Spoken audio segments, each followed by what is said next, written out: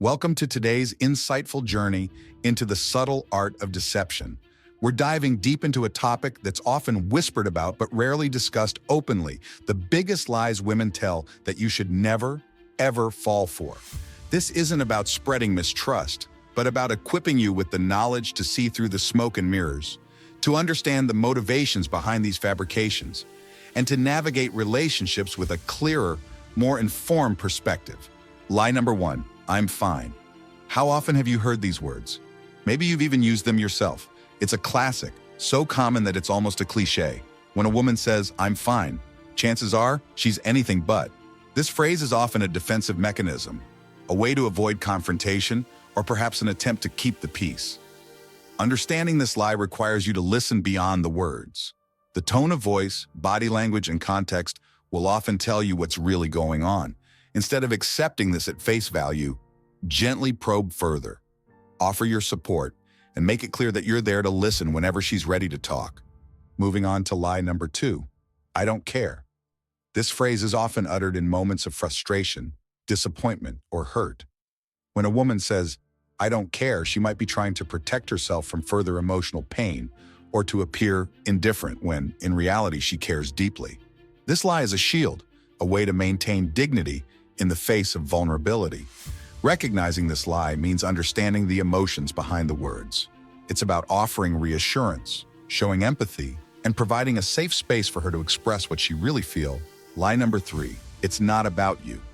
When conflict arises and these words are spoken, it's often a way to deflect attention from the real issue or to avoid confrontation.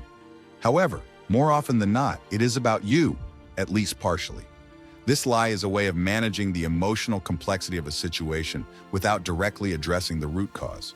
To navigate this lie, you need to pay close attention to the underlying issues.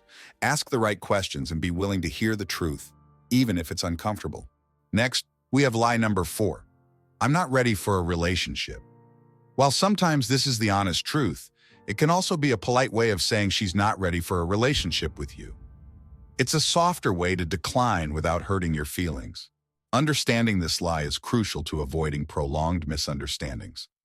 If you hear this, it's important to respect her boundaries, but also to recognize that it might be time to reevaluate your own expectations and move on if necessary. Lie number five, I don't want anything for my birthday.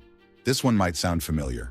It's a common lie that stems from not wanting to appear materialistic or demanding.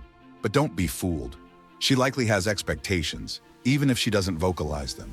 This lie is about testing your attentiveness and your ability to understand her desires without being told directly. The key here is to pay attention to her likes, dislikes, and what she values most. Then surprise her with something thoughtful that reflects your understanding of her. Lie number six, I'm okay with your friends. Now, this is a tricky one. While she might genuinely want to be supportive of your friendships, there could be underlying feelings of discomfort, jealousy, or insecurity that she doesn't express openly. This lie is often told to avoid appearing possessive or controlling. However, ignoring these unspoken feelings can lead to bigger issues down the road. The best approach here is open communication. Encourage her to express her true feelings and work together to find a balance that respects both your friendships and her comfort. Lie number seven, it was on sale. This is a classic financial fib, often told to justify a purchase or to downplay the expense. It's a way of managing guilt or avoiding conflict over spending. The reality is the item might not have been on sale at all, or if it was, the sale might not have been as significant as implied. This lie speaks to deeper issues around money, priorities, and communication in the relationship. Addressing this one requires a calm discussion about financial goals, spending habits, and mutual respect when it comes to money matters. Lie number eight, I don't need help. Whether it's about carrying groceries, managing stress, or dealing with a personal issue, this lie is often told out of a desire to appear strong, independent, and self-sufficient. However, everyone needs help sometimes, and denying it can lead to burnout or resentment.